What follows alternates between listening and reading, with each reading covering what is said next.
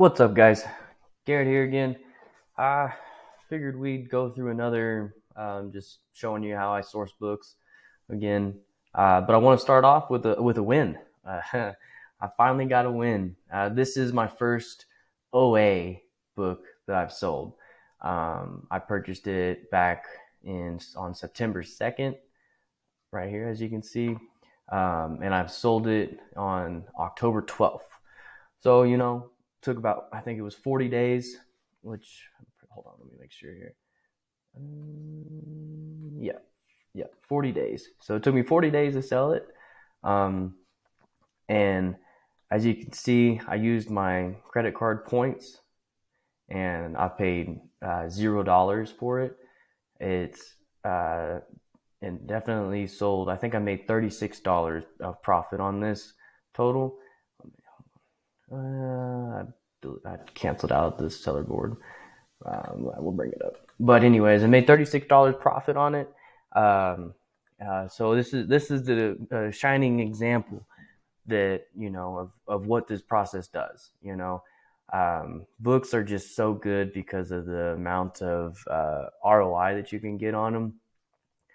It's like see this right here. There's $46.96 for this street law book, and then of course cost of goods was zero.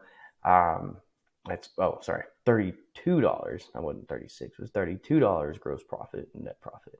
So this is shining example. As you can see, this flashlight down here sold for like $7.38, like next to nothing. When it comes to profit, because the cost of goods is so high compared to the sales. But books, you can get them for dirt cheap. If I would have bought this book whenever I did, let's go back to it. You can see like the time that I bought it, which is kind of funny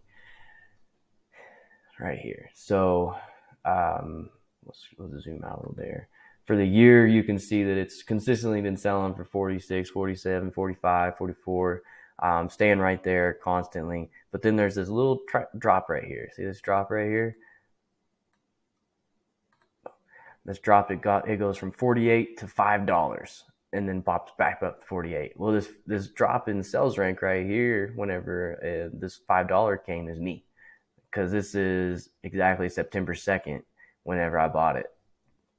And so you can literally see when I bought it, and then the price pops right back up. This is the shining example of what we're looking for. And $36 of profit is insane. I know that using the credit card points is it got it at zero, so the return on your investment is crazy high because of that reasoning. But if you want to do that, I used the actually, I don't have it. I have used the Prime Visa, Chase Prime Visa card. It's like 5% back. I don't know. I think I'm getting 3% back because I don't have a Prime account. I'm not using my Prime account or a Prime account. I don't know if you get more percentage that way or not. I'm still kind of figuring that part out. But I'm getting a ton of points and rewards back, and I'm just, every time that I'm able to, I'm buying a book for free. I think that I want to kind of more like focus it on to just certain books that are more higher ROI, but that's what it is. So for this Christmas book, I just bought just now, as you can see, on October 12th. This is a Piper's Night Before Christmas. I was tracking it to get underneath $7, and it looks like it did. And look at this craziness. Look at this craziness. Like, it pops up to $181, pops up to $129, like $158, and I'm pretty sure that they are selling at these prices, guys. Look at that. I mean, there might be 93 right here, not the 129. Might have sold at the 93 price, but it could have sold at the 129 price. Right here, I mean, it's not kind of a sales rank drop. I don't really know. It doesn't really look like it, actually. But let's look here. Right here, 158. Yeah, see, look, you can see that down at there at the bottom where my face is. You can see down here that the used offer count disappears right here. whenever it's at 158. So I'm thinking that they sold that at 158. Like, it's not a guarantee, not an exact science, but it's kind of indicative of that. And right here, look at this, 181. Like, what? This is insane. And so whenever you're seeing something like this, I always like to go look at the full picture. Number one, this book is an amazing book because look at the used price. As you can see, like year after year during the Christmas time, it pops up super high. And on top of that, the the amount of used offers goes down every year. So it goes, like last year it went out of stock. That's why the price went so crazy. The year before that, out of stock, price went crazy.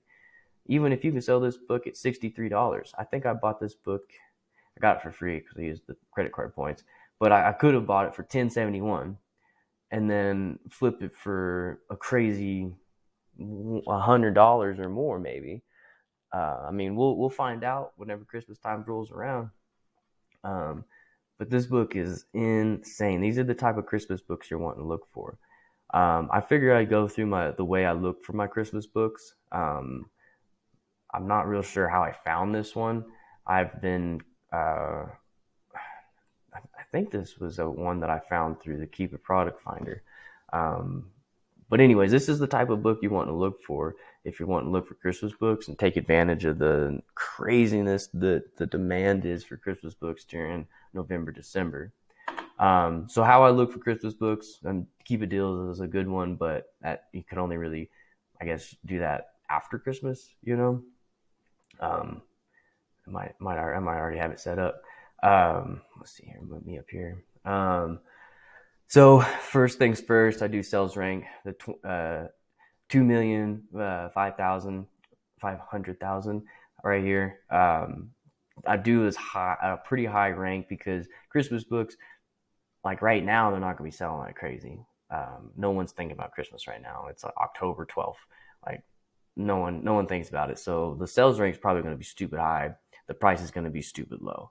So this is the time that you want to jump on it. This time and any other time besides November, December. That's the only time you shouldn't buy it. Whenever I'm looking for just Christmas books, I do the used. I want it under $10, so I put it to 10. You could go a little higher. I do 10 because right now I want to look for the cheaper books. I'm not trying to spend a crazy amount of money on one book. Obviously, filtered by books. And then I put Santa this last time, but Christmas is, probably the best one, the most, like the one that's going to get you the most results. Like, so you can go 996, which is a lot, but as you can, whenever we go through it, you'll be able to see what we're doing. And then the biggest thing that I want to do is right here, 2000. So I don't want any books. I did 2009 this last time. We'll keep it at 2009 actually. I know it's a lot to filter through, but we'll check them out. But anyways, I don't want anything like super new. So the reason for that is the the bigger companies that are mass producing books and stuff. You don't want a book that a company can buy thousands and thousands of and then sell it at dirt cheap. You know what I'm saying? You want the books that you're only going to be able to find on these third party platforms like eBay, Amazon, I don't know, Macari. I don't know.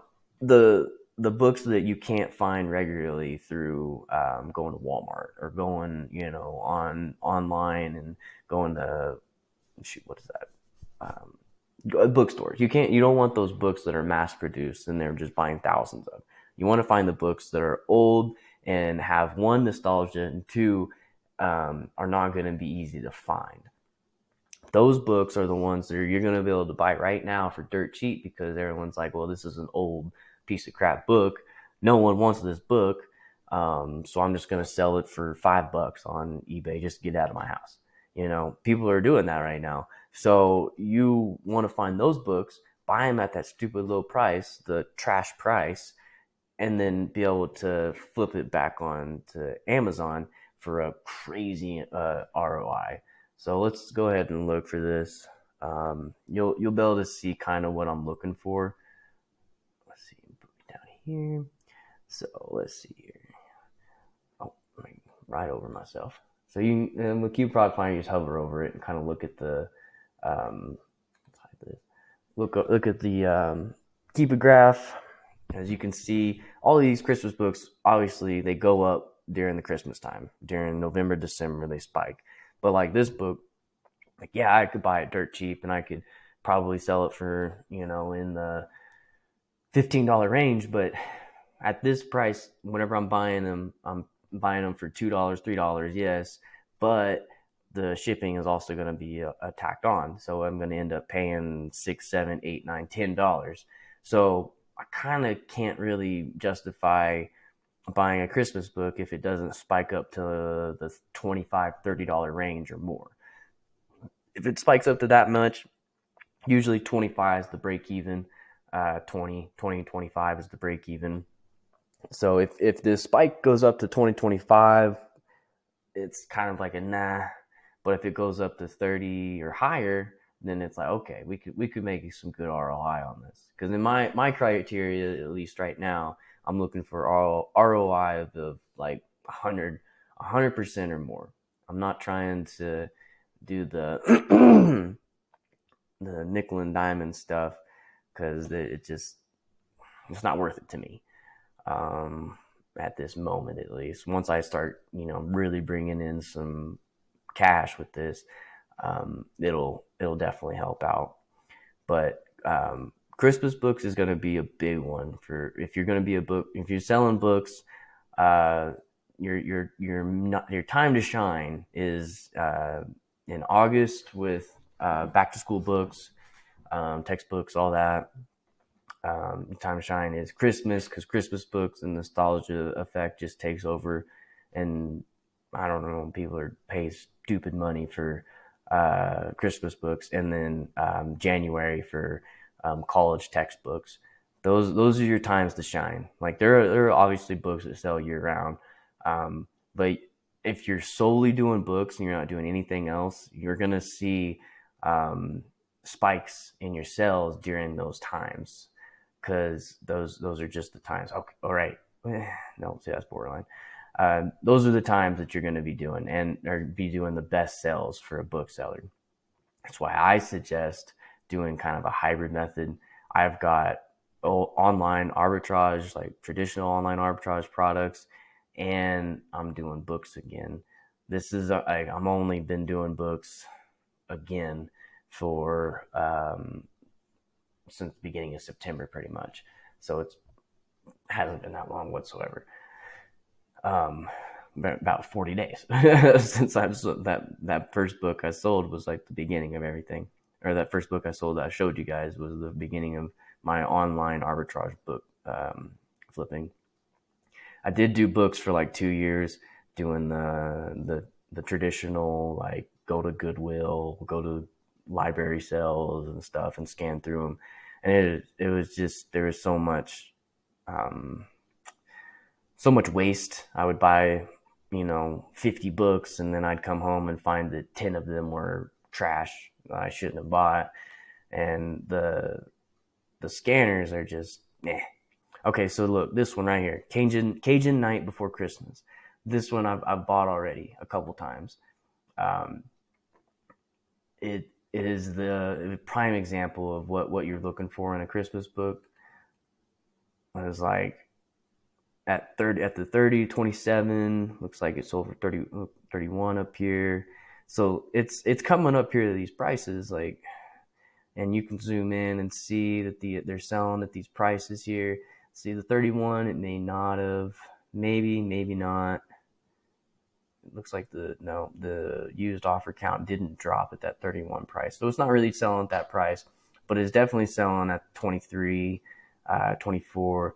And then if you zoom back out, you can see that you could this in May, March, July, September, even now, you could get on and buy this book at $1.78 plus like $3.99 for shipping. So you're gonna end up paying what is that? three, four, five, 577. 577 for this book, and then you can flip it for the $23, 25, 24. And so that's huge, guys. That's a huge ROI. You're getting over 100% ROI on that. And there's a chance that it could go for more. Like if you go back and so this one, it doesn't really, it's not huge. Looking at this, so this one's kind of a risky one just because. So I went for it mainly because the used offer count is low compared to the previous years. Not by much, but it is lower. Um, so I'm predicting that this book's going to go out of stock compared to what it did last year.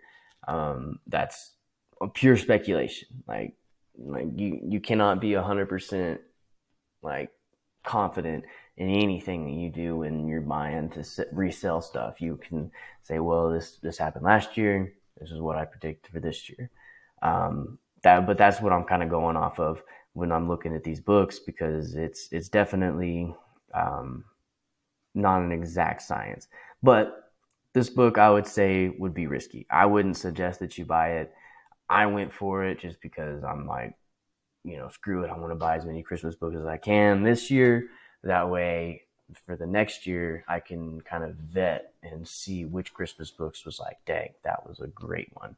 And then on the next year, I'll be able to buy a ton. But right now, I'm just going wide as can be. I think the deepest I went on one Christmas book was 10, and that's just because I think it was going out of stock year after year after year. Because if it goes out of stock during the Christmas time, if it goes out of stock during the Christmas time, it means the price is gonna go out the roof. And so if you can get in at that time while it's out of stock, you can raise your price to the roof. You know what I'm saying? So that's kind of what my thought process with this is, just because it's gonna go out of stock. And I was like, I got to do it. But that's another example. Let's move on. What we got here? And you can also put in like a whole bunch of other, instead of Christmas, instead of putting Christmas in the title, you can put like, I don't know, I put Santa. You can also put elves or cookbooks. Those do really good. I'm guessing that's what this is. But cookbooks do really good during the Christmas time. And then let's see. Yeah. And then let's hop over to Flip Mine like I always do. See if there's anything new and improved. I'm doing more of a longer tail, a high return search for Flip Mine today, because it's switching it up really. Let's go back to the basic search. And it looks like I've already looked at all of these. Then you can see if I've looked at it or not by if this is grayed out. Let's look at it anyways. See, I don't know about these.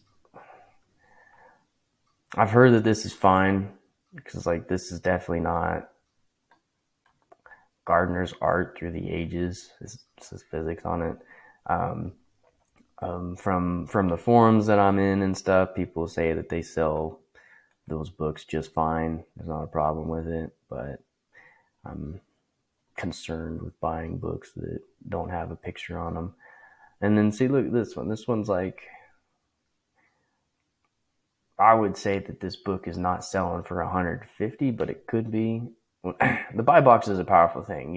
If you have it, you could, you could probably sell it at 150. I'm not going to say that there wasn't one of these books sold for 150, but I would say it would be between it.